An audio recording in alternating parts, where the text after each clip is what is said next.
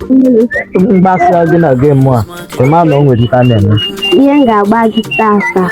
Weda na mpaghara na-agba mma gị.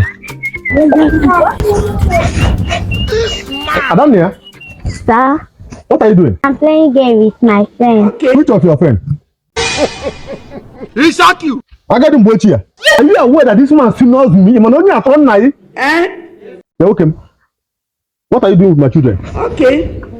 Oga, I'm playing game here. So playing game with the children is it abomination? This man. You play game with children. What do you happen? I'm not going to have a game.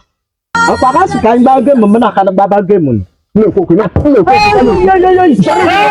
Ẹ̀kọ́ mi, you know me before. Okay. Ẹ̀kọ́ mi, kíkẹ́ lọ́pọ̀, kíkà màmá nu ọ̀bọ̀dá nílé.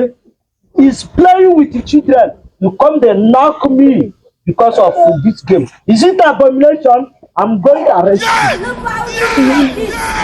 To know where you are coming from.